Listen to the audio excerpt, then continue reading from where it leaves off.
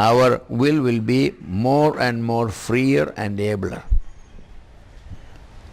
They can do the right thing. There is no inhibition upon them. Otherwise it is there.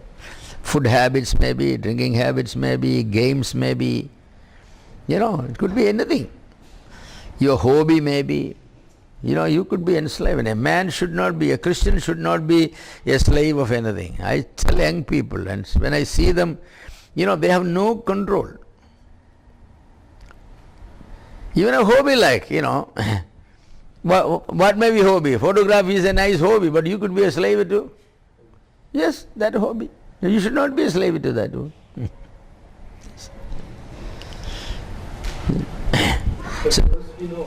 Excellence in certain good things like versus addiction.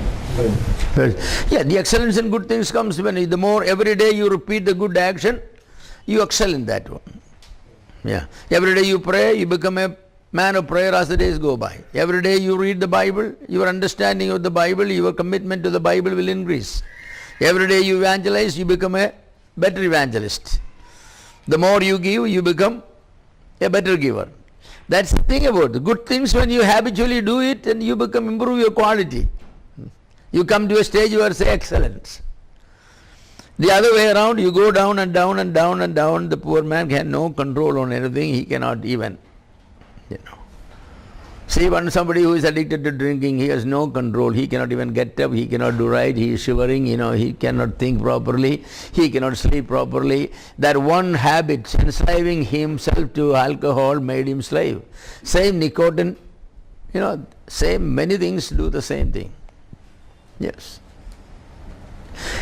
Bad habits enslave man, and the willpower is lost, will become weaker and weaker. But good habits, every time you repeat it, you become stronger and stronger.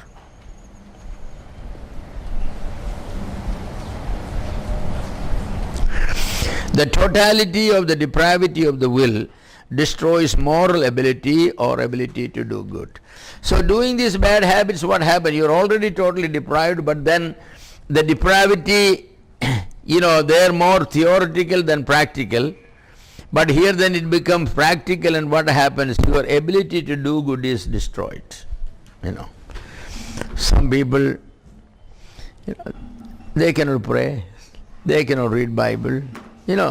They really decide, how I wish I could stop this smoking, but I cannot. How I like to stop, drinking, but the drinking habits, what else? Fighting habits, beating your wife, then start stealing habits, saying lying habits. You watch drunkards, they have all these problems. How it came? That's the totality of the depravity of the will destroys the moral ability. Your moral ability to do good is being robbed. Yes. Yeah. After some time, some people, they honestly and genuinely, they wish to escape, but they cannot. They cannot. Therefore, when a man has seen he's a sense, seen the beautiful, he understands it good to make wise and determined to eat, man's total capacity to make good decision is lost. When Adam, Eve, for example, she saw the fruit beautiful, that means her sense was affected. He understood it to be good to make her wise, her intellect was affected, and determined to eat it, her volition was affected. Adam and Eve from that moment could not make a correct decision like the one he would have made before eating that fruit. Because at least some aspect will be lacking there. Some aspect. Take for example, marriage is so honorable, and we are all Christians and we all want to get married. Those who are not married, and we know that only one woman can be married or one man can be, only one husband or one wife. The time comes for marriage. So what is the correct decision? Your intellect, your emotion, and your will all has to make a perfectly balanced. How many people make perfectly balanced decisions? A good number of the people will go the sense, good looking girls, handsome young men. Some will think about good salary, good property, rich person. So, whatever the man looks like, it's no problem if he has money. One of our neighbors, she was such a beautiful girl, very beautiful girl. And, marriage proposal came, and he was a man, by any imagination or stretch, he was not good to look. And nobody will look upon it twice, So she is so beautiful. Her brothers and parents, they all liked him because he was very rich. He was very rich, and he was working in a foreign country making a lot of riches. So she first said no. No way, that rascal, I will not accept him, Because they're not a match. They're not a match in any way. But then her brother said that you will be sleeping over the dollars if you marry that man. He had so much money. The mattresses will be stuffed with the dollars, not with the cotton or anything else. And she had a weakness on money. So she agreed. She married. And you can just imagine their family life. She was sleeping on the dollars for sure, but they were not sleeping together for sure. It was a miserable marriage. And, she only told the story to us that I married this man, and my brother said, I only, they said that you will be sleeping on the dollars, or daughter. If you marry, you have nothing, you lack, She said, I had lacked no material things. But that man was also so miserly, you can look at the dollars, but you cannot touch the dollars.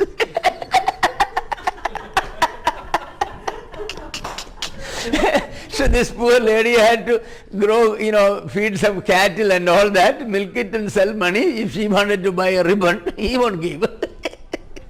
He will be stuffing the mattresses all with dollars. And they didn't have no children. They had no family life really. It was miserable. See how we make decisions. How we make decisions. Even born again Christians make decisions. They marry somebody on beauty.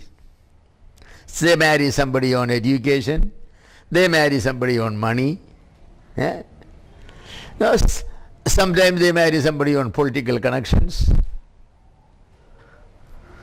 But a godly man is not to make decisions. None of that. He must use all God-given capacities, his mind and his intellect and his will and all, evaluate things, what is for the glory of God, and will it help a normal Christian family life to be established? Will she make a good mother, a good wife, a good daughter-in-law? So many questions you have to ask. Will she be a partner to me, or she will be a boss to me? You have to ask so many things. And people make decisions and then they suffer. Once they make the decision, their family life suffers. The fight starts on, misunderstanding goes on, there is no trust, there is no friendship, there is frequent disagreement. Frequently, supper is left without eating, the dogs eat it and they sleep in 2 rooms, 2 beds, and all those things. Why this all happened? Because the depravity sometimes shows, in such important matters. Buying a shirt, it doesn't matter. I bought a shirt only for its look. Okay, it turned out to be I'm allergic to the material, I throw it away. Okay, 200, 500, 600 rupees gone, or 1,000 rupees gone, let me go. But your wife is not like that, your husband is not like that. If she is allergic to you, and there are a lot of husbands and wives are allergic to each other. They don't sleep together or anything. Whatever they talk, it's allergic. Very soon the itching starts. The only thing is, one person itches the other person. It's not itching, scratching. If it was itching, that's okay. Yeah. Once I had the privilege should I call? I don't know. No, it's not a privilege. But counseling a couple. So I said, what's your problem? And so the husband said, my wife, scratch me. Whenever she is hungry, she's got long nails. So he has shown me his back, and his back is completely scars because of the she will. Then I said, what's your problem? She said, my husband has a bad habit of smoking. She punches me with these burnt cigarettes. So it's all over the body, the cigarette marks. I said, well, seems to me a good combination.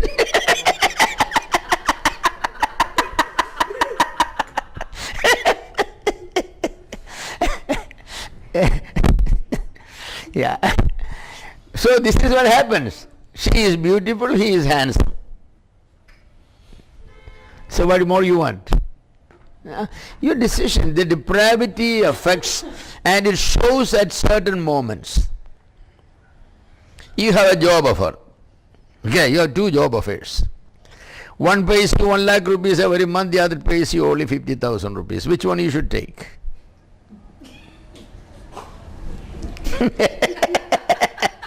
Which one you should take?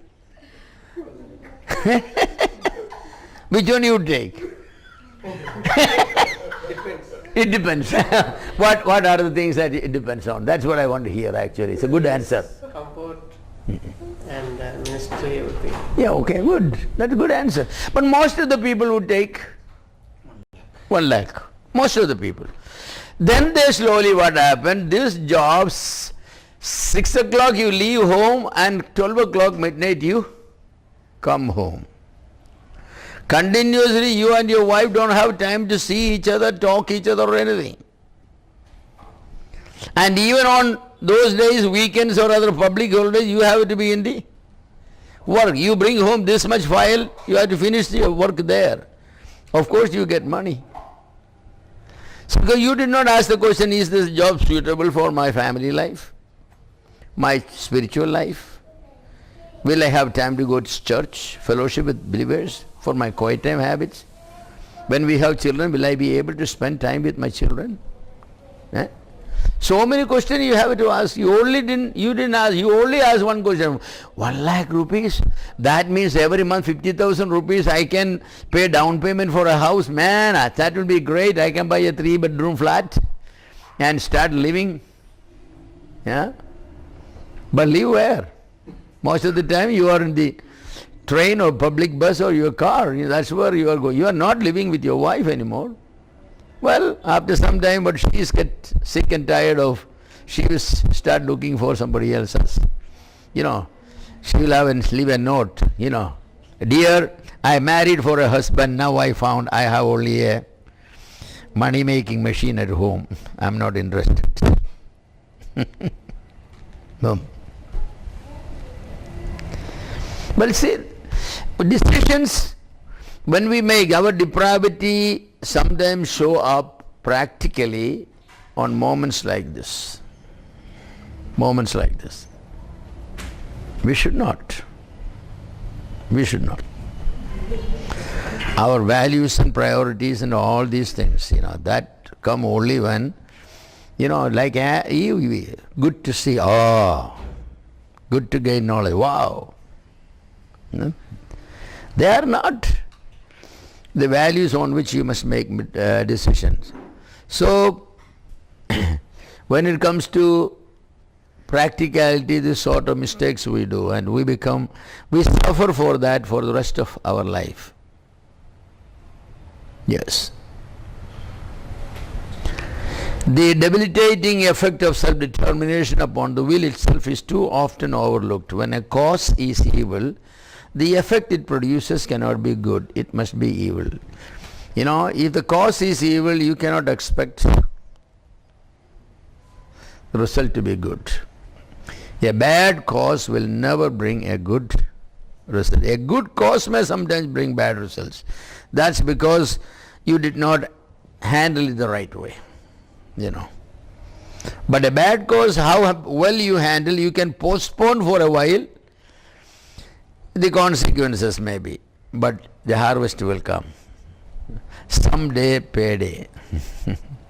If you work one day, you will get your wages. There is no way you can escape that. Someday payday is a principle that's applicable everywhere.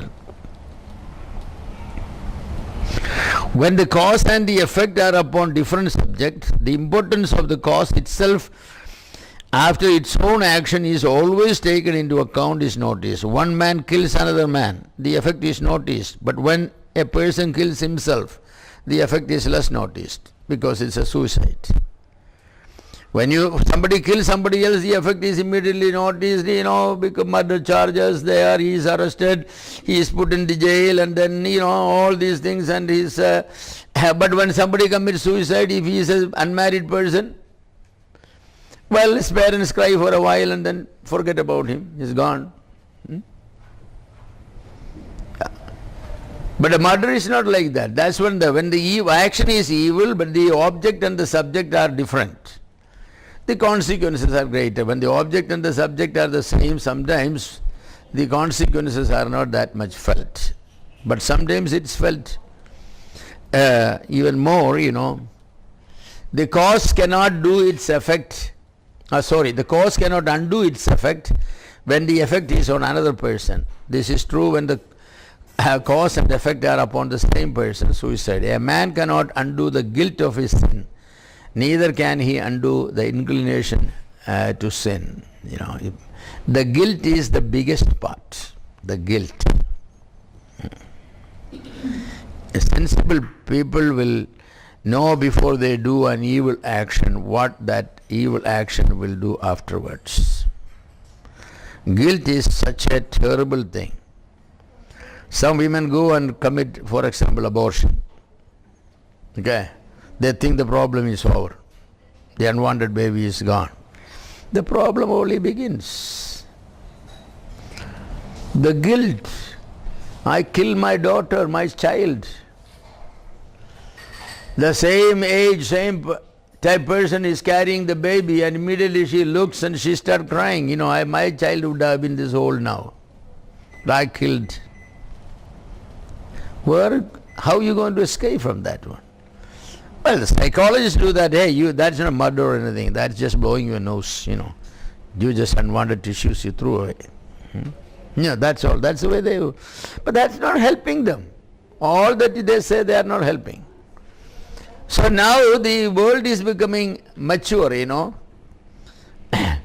The moral ethics, I was reading a book recently. I'm now reading it. The latest is, they said that, making abortion a sacrament. Can you think of that? Now abortion in the Western Europe and all, it's a sacrament. It's a religious, they don't believe in God, so don't think that sacrament is there. They wanted to revive the pagan goddesses, Artemis or Diana, So they say that, they have to go to the doctor for the abortion with chanting mantras and singing and joyfully doing. Then, if possible, take that fetus and to go to the temple of Diana where you offer it as a sacrifice, and you come home, you have accomplished something. There is no God, you are the God, they say that. You can create and you can destroy. So they encourage maximum abortions, because you prove every time you create a baby and then you kill a baby, you are saying, I am God. I can create and I can destroy. There's nobody above me. So it's a grace now. Do abortion as a sacrament. We are progressing, aren't we? Yes. And they are recommending, lesbianism and homosexuality. Say avoid marriage. If for some reason you want a child, then try to offer that child as a sacrifice. And killing, have sex and then you kill, squeeze your wife or husband and kill. That's the greatest service you can do for the other person, because you are liberating that person from all sufferings. You are giving that person the moksha. No wonder these days that's happening everywhere. So people are doing this sort of things. See, the depravity is not a simple thing. Depravity is Now we have lived long enough in using our will to practice sin, so depravity has come to a state where these things are there. Every day in the newspaper we say raped and killed, right? Raped and killed. Why are they killing? These people may not be doing it knowingly, but those philosophers are saying that's the greatest service you could do. Because that person, you are liberating that person from all sufferings in life. Then at what time?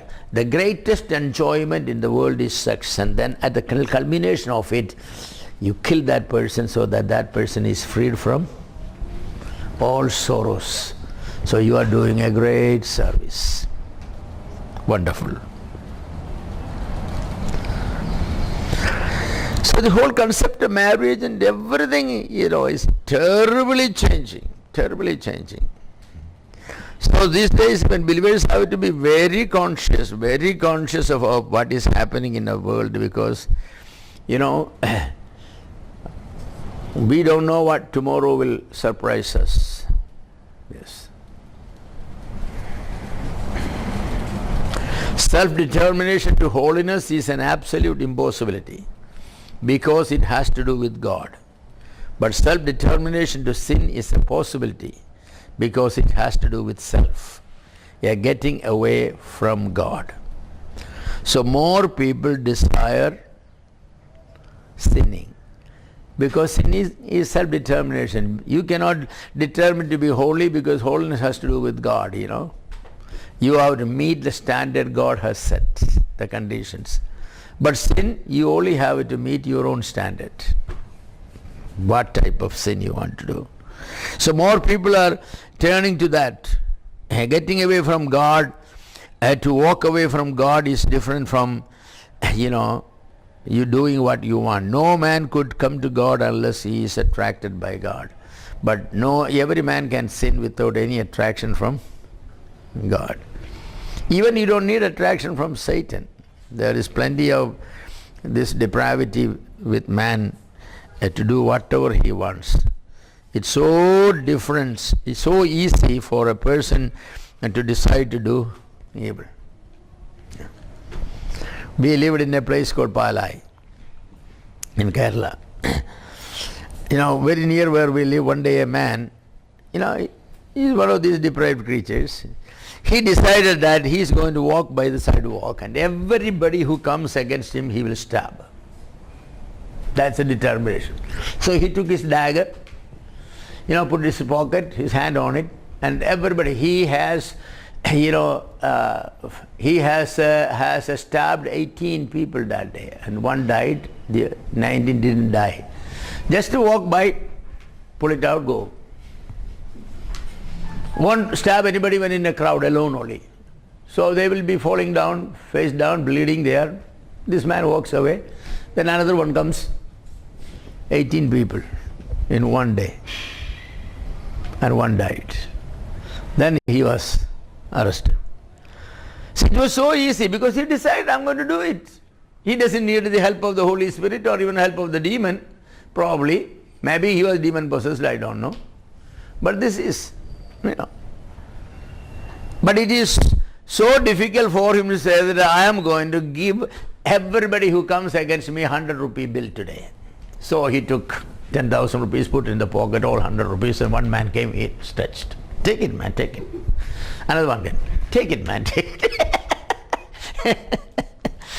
He won't do that. To do that, whether he needs the help of God, but he's not going to do that because it's a good thing. The bad thing he will. Yes. You travel in the trains here, did anybody put $100 bill in your pocket? But people have pickpocket. If they know that there is 100, they'll take it, but nobody would put $100 bill there. I'm going to put everybody's pocket without him knowing $100. No, they won't do it. Yes, so that's what it's so easy to practice sin. Because after man became a sinner, it is natural. It is natural. For a child to disobey is so natural. 2-year-old, I said, not 2, 1.5-year-old, they will go and put their finger in the, yeah. And you said, no. Then they will look at you and smile. They will look at you, smile, and with the other finger they will put in the socket. Why the sin nature? This smile is bribing you. I know how to put it, with making you happy, Yes. And if he finds that you won't buy it, then he will use other methods. Yes. And this sort of thing is going on. It's so natural. So self-determination to holiness is an absolute impossibility. But self-determination to evil is so easy. It's so easy. The difference between the two kinds of self-determination is marked in language. The noun is sin. The noun sin has a verb active to correspond it. But the noun holiness has no verb active to correspond it. You know that? If we say sinning, we won't say holining. Holiness does not have, sin has sinning. That noun has a verb that goes with it. But holiness, it doesn't have a verb. Holining, I'm holining.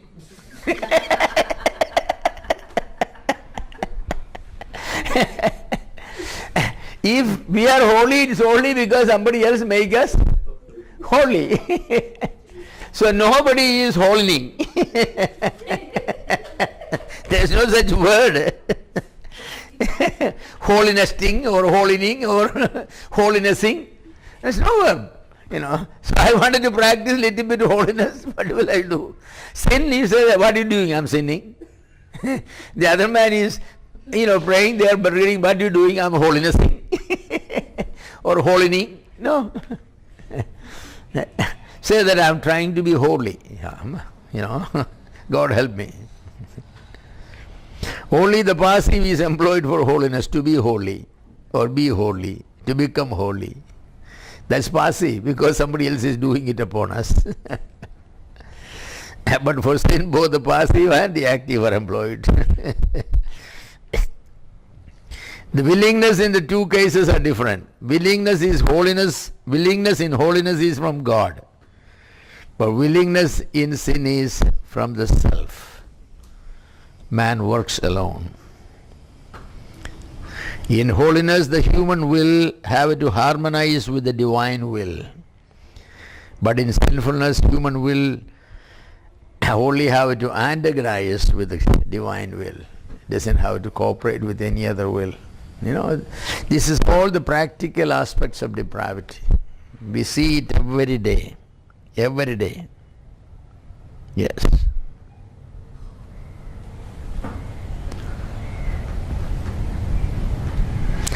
It is argued that the sinful will is the only free will, because the will to holiness needs the intervention of God. So the only free will is the will to sin. Your will is free only when you sin. But that's true, but then that is not freedom. Because freedom is the permission to do what is right. But if there is any freedom at all, freedom of the will, that will is free only to do evil. You wanted to steal, you wanted to commit murder, you wanted to say lie, you wanted to fight with somebody, you wanted to get drunk, your will is free. You just walk into the bar, you drink, you come out. That's the only time when you say that my will is free. In another sense, when Adam and Eve sinned, what did they do? They have liberated their will from that influence of God.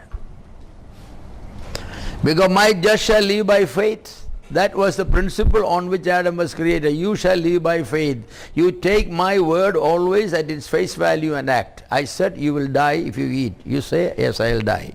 So don't eat it. But if you eat, you didn't need the help of God. You decided to eat, you liberated your will from the clutches of God, said, I'm free, I'll eat. So you ate. consequences. The total depravity is, such an issue. It is there, we see people sinning all the time, and we simply attesting the fact that